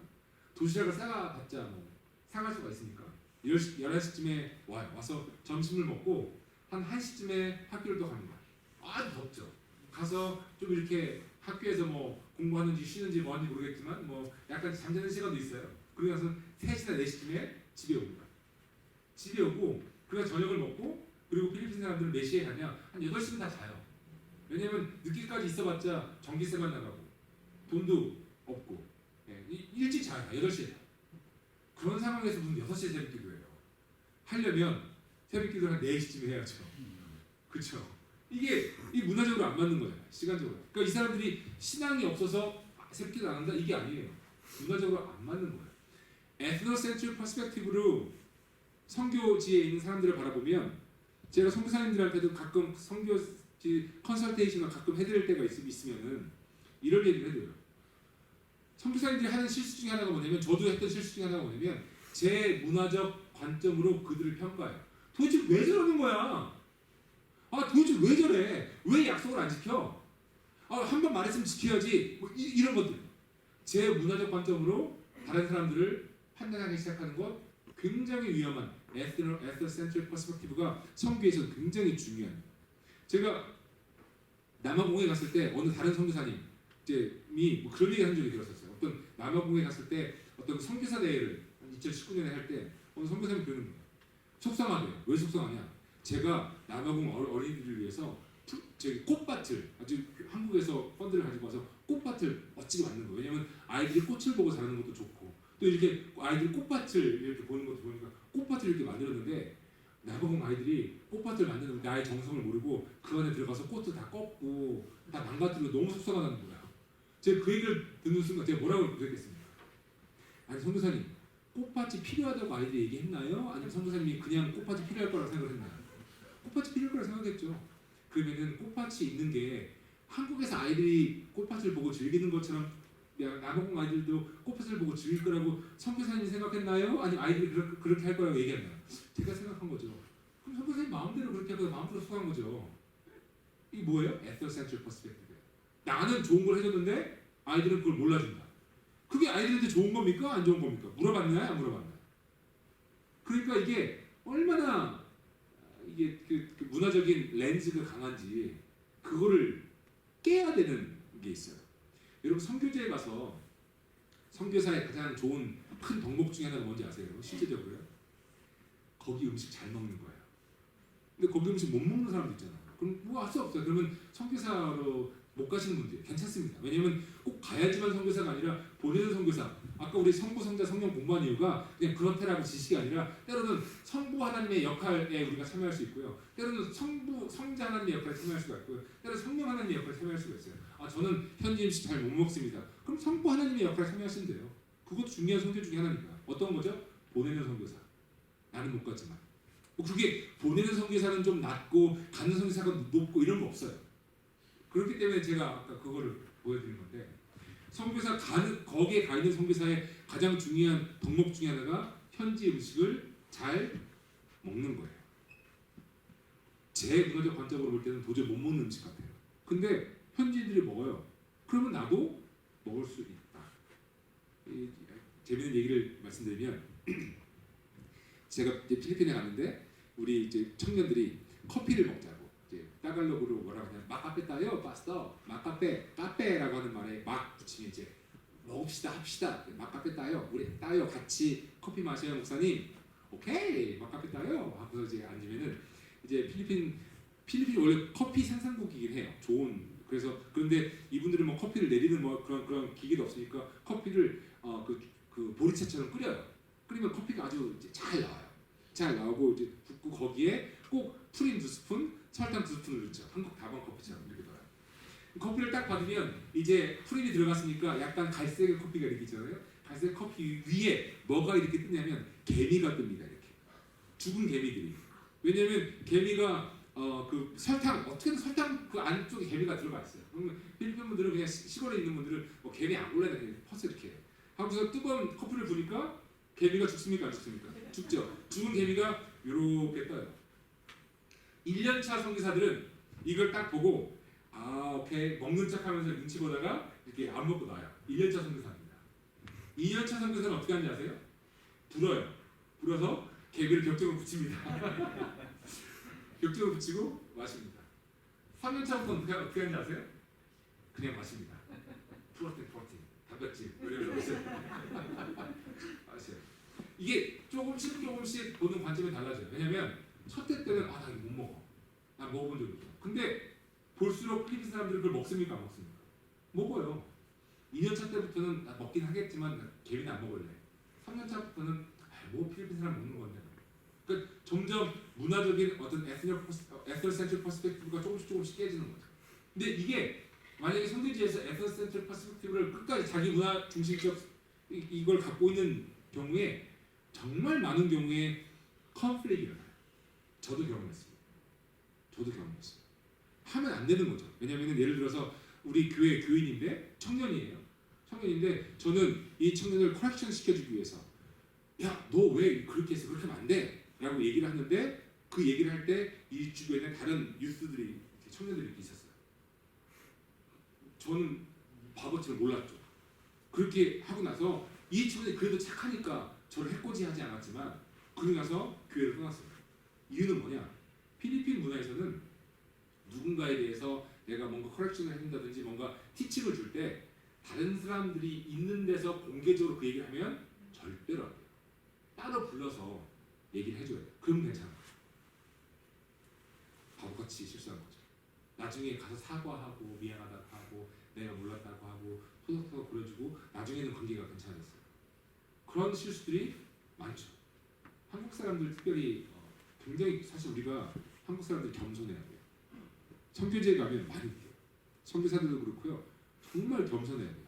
선교지에 있는 사람들한테 내가 배운다라고 하고 가야지 내가 뭘 주러 간다? 절대로 그런 일이 일어나지 않습니다. 4년 동안 제가 선교를 하고 나서 미국에 선교를 공부하러 오면서 제가 비행기 안에서 고백했던 게 있어요. 뭐냐면 나는 선교하러 갔는데 도리어 내가 선교를 당하고 왔다. 이 고백이에요. 제가 주긴 뭘 줘요? 필리핀 사람들한테. 그들이 저에게 준 게 더 많은데. 이게 선교예요. 하나님의 역사라고 하는 거예요. 그래서 에스더센트릭 퍼스펙티브를 굉장히 문화적 우월주의를 굉장히 조심해야 합니다. 자, 문화적 이해, 문화 공부하기. 선교가 하나님의 선교라면 선교는 하나님의 방식으로 그렇죠. 누구의 방식이에요? 하나님의 방식으로 그 지역에 맞게 나타난다. 선교적 이해를 내 문화, 자기 문화로 해석할 경우 그 나라 혹은 그 지역에서 이루시는 하나님의 선교에 대한 제대로 된 증인으로 설 수 없다. 아까 제가 말씀드린 고넬료와 베드로의 이야기예요. 내 유대인의 문화로 막 고넬료 사람들을 막 고집시킬 수도 없어요. 그렇게 될 수도 없는 거죠. 문화 이해하기. 다른 사람, 다른 문화. 틀린 사람이나 틀린 문화가 아니라는 거예요. 여러분 우리 교회에서도 마찬가지입니다. 한인 1세와 문화, 한인 1세의 문화와 2세의 문화의 차이는 다름이지 틀림이 아니라고 하는 거예요. 그러니까 세상을 볼 때 선교적 관점으로 세상을 볼 때 틀리지 않았다라고 하는 거예요. 도대체 근데 이제 이런 거 있죠. 제가 선교사님들 가끔씩 얘기할 때 도대체 이해가 안 된다고 쟤들 왜 그러냐고 그런 얘기 들을 때마다 왜 그런지 이해가 안 되는 이유는 당연하죠. 왜냐면은 당신은 여전히 한국적인 마인드를 갖고 보고 있으니까 이해가 안 되는 거죠. 어떻게 이해할 수가 있어요? 한국적인 마인드를 가지고 필리핀을 바라보고 한국적인 마인드를 가지고 멕시코를 바라보고 한국적인 마인드로 남아공을 바라보면 어떻게 그 사람들이 이해가 돼요? 이해가 할 수 없죠. 도대체 약속도 안 지키고 말이야. 도대체 이해할 수 다 개조시켜야 돼. 이거는 그 사람들을 개조시킨다라고 하는 말은 뭔지 아세요? 여전히 제국주의적 선교와 자기 문화적 중심의 선교예요. 그런 경우가 너무 흔해요. 선교사 훈련을 못 받은 거예요. 절대로 선교지에 있는 사람들은 개조의 대상이 아닙니다. 절대로 바꾸는 대상이 아니에요. 어떤 대상이에요? 선교는 뭐라고요? 복음을 나누는 거예요. 뭘 개조해요? 하나님께서 하신 일들의 증인으로 내가 쓰는 거지 내가 뭘 바꿔요? 이게 미셔널 에이전트, 선교적 요원, 에이전트라고 얘기하는데 미션 에이전트가 나라고 생각해서 그래요. 하나님이세요. 미셔널이 맛이에요. 미셔널에 대한 개념이 없어서 그래요. 미셔널이 하나님의 선교사예요. 그러면 내가 선교지에 있는 사람들을 개조하는 게 아니라 나는 뭐예요? 하나님께서 하시는 일에 증인으로 설 수 있도록 초청받은 거기 때문에 하나님이 하신 일들을 내가 본 것을 이야기해주고 내가 들은 것을 이야기하는 거예요. 그들의 삶이 만약에 잘못되어서 바뀌어야 될 필요가 있다라고 하면은 내가 바꾸는 게 아니라 뭐가 바꾸는 거예요? 복음이 그들의 삶 속에 능력으로 나타나는 거지 무슨 선교사가 어딜 바꿔요?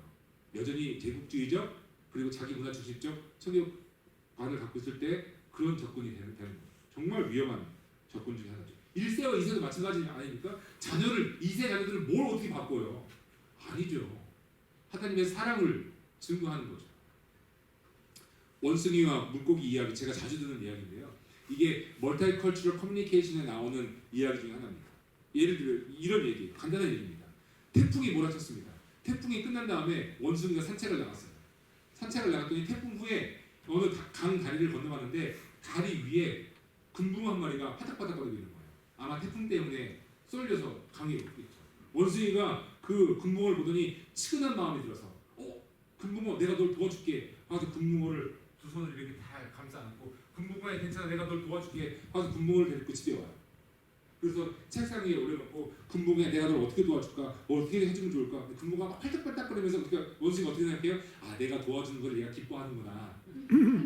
그러다가 금붕어가 팔딱팔딱거리다가 죽었어요. 원숭이가 어떻게 생각하냐면 그래도 마지막 가는 길 내가 지켜줘서 그나마 다행이지. 그래도 내가 너 도와주려고 했으니 나는 잘한 거야. 그리고 이야기가 끝나요. 원숭이의 잘못이 뭡니까? 금붕어를 물에 안 넣어준 거잖아요. 왜 안 넣어줬죠? 몰라서. 자기 중심으로 본 거야. 내 중심으로 도와주는 거야. 내 중심으로. 이게 금붕어하고 물고기 이야기죠. 우리 사이콜로지 공부하다 보면 그런 것도 나와요. 사자와 소의 얘기가 나와요. 사자가 소를 잡아먹는 그런 얘기가 아니라 사자가 소한테 얘기하죠. 너 왜 고기 안 먹어? 너 고기 먹어. 소는 나는 너 왜 풀 안 먹어? 너 풀 먹어. 누가 틀린 거 아니잖아요. 다른 거잖아. 서로 모르는 거죠. 선교지에 대한 바른 이해를 위해서는 문화를 공부해야 됩니다. 그 나라의 문화가 무엇인지, 언어, 음식, 생활 습관, 세계관 등을 공부해야 되는 거죠. 선교는 그냥 나가는 게 아니에요.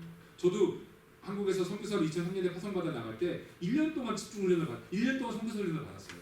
1년 동안 매주 월요일마다 저녁 5시부터 오후 5시부터 저녁 9시 반까지 매주마다 가서 선교사 훈련 받고 여름에는 집중훈련, 일주일 동안 합숙훈련 받고 겨울에도 한 2주 동안 합숙훈련 받고 막 훈련을 받아요. 왜냐하면 알아야죠. 선교사 훈련. 그리고 선교사 훈련 받은 다음에 4년 있다가 뭐 하는지 아세요? 재교육 받고. 저는 필리핀에 선교사로 나갈 때 제가 항상 그 얘기하지만 우리 교회에서도 그런 얘기를 좀 하고 있지만 선교사가 나갈 때 삼각편대라고 해요. 삼각편대, 트라이앵글. 뭐죠? 화성교회, 화성 선교사 또 뭡니까? 화성 선교회. 그러니까 저는 저희 모교회 파송이면서도 당시에 빌립 선교회라고 하는 빌립 선교회 파송 선교사. 그러면서 저는 선교사였죠. 세 개가 삼각편대예요. 삼각편대로 이렇게 나가는 겁니다. 그러면 이 빌립 선교회에 속해 있는 저희 선배 선교사들이 뭐 태국 선교사님도 있고 라오스 선교사님도 있고 인도 선교사님도 있고 다양한 선교사님들이 빌립 선교에 있는 분들이 가끔씩 우리가 1년에 한 번씩 연회 때 모일 때마다 그 선교사님들이 뭘 해줘요? 멘토링을 해줘요. 계속 지속적인 관계 중심의 교육이 일어나는 거죠. 사실 그런 게 굉장히 중요하죠. 그리고 나서 제가 에즈베리에 와서 이제 그 아까도 말씀드렸지만 문화인류학과 종교학으로 성경을 해석하다 보니까 제가 했던 실수들이 다 보이는 거야. 와, 얼마나 내가 자기 문화적 중심적 성교를 해왔는지, 내가 얼마나 나도 모르게 제국주의적 성교. 저 사람들은 좀 하층에 있는 사람이고 나는 위에 있는 사람이니까 내가 뭐 이런 제국주의적 마인드를 가지고 내가 그들을 가르쳐야 되고 티칭해야 되고 뭐 그런 복음을 전하는 겁니다. 복음을 전하는 이런 실수를 제가 많이 경험하게 됐죠. 복음과 세상의 타협점. 그 전에 한번 보겠습니다. 선교지는 어디냐? 이게 사실은 요즘 성경에서 나오는 from everywhere to everywhere라고 하는 개념이 있는데요. 여러분 선교 지도를 보면 전 세계 지도에 선교 지도라고 있습니다. 그래서 이 색깔별로 표시가 되어 있어요. 빨간색은 2% 미만의 크리스천티 이 지역이에요. 빨간색이 미국 내에 있습니다. 어딘지 아세요? 뉴욕시티. 네. 거기는 빨간색이 2% 미만이에요. 그러니까 크리스천이가 2% 미만이라고. 뭐 정확한 통계인지 모르겠습니다. 저도 한참 전에 본 그 통계니까요. 뭐 무슬림하고 거의 비슷해요. 그러니까 무슬림은 다른 종교 때문에 크리스천티가 없는 거지만 뉴욕은 뭡니까? 세큘라이제이션, 세속화. 네. 세속화가 요즘은 선교의 가장 큰 적이라고 이야기하는 사람입니다. 세속화에 따른. 그리고 이 세속화가 어떻게 진행되는지 아세요? 복음과 문화를 교묘하게 혼합시켜요. 괜찮아 이 정도는 이게 되는 거예요. 복음과 문화의 혼합. 그게 이제 사실은 선교지가 단순히 다른 나라로 가는 것만이 아니라 이 땅에도 있다라고 하는 그거를 우리가 보여주고 있는 거죠. 자, 선교지는 우리보다 앞서가신 성령님을 찾는 것. 선교지에 있는 이게 왜 중요하냐면 아까도 성부, 성자, 성령 말씀드렸잖아요. 성령이 선교의 주체라고 말씀드렸죠. 그러면 선교사들이 해야 될 어떤 교육 중에 하나가 이거예요. 이거를 많이 놓쳐요. 선교사로 내가 간다라고 하는 것은 내가 앞장서서 프론티어로 가는 게 절대로 아닙니다. 선교는요, 나보다 앞서서 행하시는 성령님의 발자취를 찾는 거예요. 그러니까 예를 들어서 제가 필리핀의 어느 A라는 마을에 가는데 그 A라는 마을에는 복음이 들어간 적이 없어요. 그럼 제가 처음으로 만약에 선교사로서 복음을 들고 가는 선교사라고 한다면 제가 어떤 마인드를 가지고 가야 되냐면 성부, 성자, 성령의 이 삼위일체 성교적 관점에서 보자면 성교의 주체는 성령님이시기 때문에 내가 가기 전에 이미 성령님께서 그 안에 역사하신다. 이걸 믿는 거예요. 다만 성령의 역사가 그들의 삶 가운데 분명하게 드러나지 않은 것뿐이에요. 그것을 내가 찾는 거예요. 하나님께서는 우리 모두를 다 사랑하시니까. 하나님께서는 그들 또한 사랑하시니까. 성령의 역사가 그 땅에 있으니까. 그것을 이제 가서 찾는 역할을 하는 게 선교사의 중요한 역할 중에 하나죠.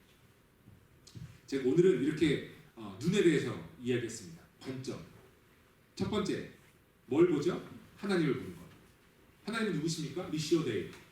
하나님의 선교, 하나님께서 선교사이시다.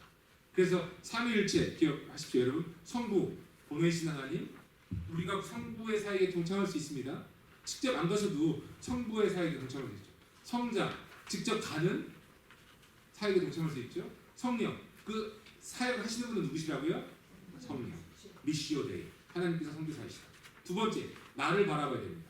내가 과연 태스크 오리엔티든지 아니면 정말 증인으로 초청받은 사람인지 봐야 돼요.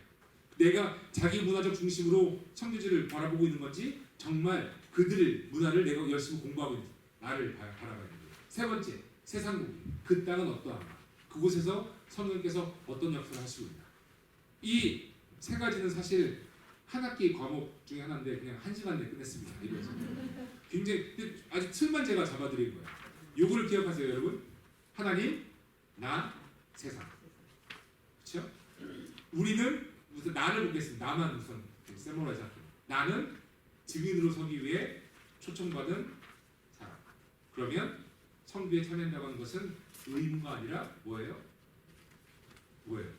특권이다. 특권입니다. 그 특권을 우리는 우리 교회에 했으면 좋겠습니다.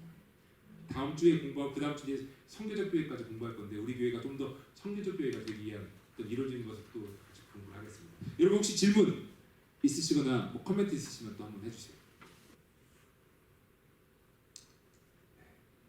오늘 오신 분들은 다음 주, 그 다음 주까지 다 오셔야 됩니다. 예, 그래서 그 다음 주 유인물까지 제가 드리고요. 그리고 오늘 이렇게 바인더를 이렇게 드린 이유는 한번 이렇게 성교학교 하고 그냥 내팽개치라고 하는 게 아니라 킵하시라는 거예요. 제가 여기에 쓴 내용들이나 제가 강의한 내용들이 절대로 이상한 내용이거나 성교학에서 떨어져 나간 내용이 아니라 정말 엑기스만 제가 하는 내용이고요. 이 내용들을 제가 풀면 이제 강의가 돼요. 대학교나 신학교나 대학원에서 강의를 하는 내용들인데 쉽게 제가 이제 엑기스를 잡은 거니까 킵하시고요. 또 1주, 2주, 3주 동안 꼭 참석해 주시고요. 질문 없으시면 이 시간 함께 기도하면서 마치겠는데 약속을 지켜서 1분 남았는데 우리 선교지를 위해서 여러분 기도합시다. 우리 멕시코 라다니엘 선교센터 또 남아공 우리 선교지 또 우리 협력으로 있는 방글라데시 또 볼리비아 잘 모를 수 있잖아요. 근데 괜찮습니다. 제가 선교사님들을 위해서 기도하는 것도 정말 필요하겠지만 현지 있는 사람들을 위해서 여러분 기도합니다. 하나님 그곳에 하나님께서 사랑하셔서 하나님이 이미 그곳에 선교사로 계시는데 하나님의 선교사이신 하나님의 사랑을 받는 그들 될 수 있게 해달라고 마음을 모아서 여러분 기도해 주시고요. 절대로 우리는 기도할 수 있는 위치, 저들은 기도를 받아야 되는 위치 이런 게 아닙니다. 서로 같이 기도하는 그런 기념으로 여러분 선교지교회에서 함께 우리 1분 동안 묵상으로 기도하시고 제가 마무리 기도하고 마치겠습니다. 우리 함께 기도합시다. 기도합니다.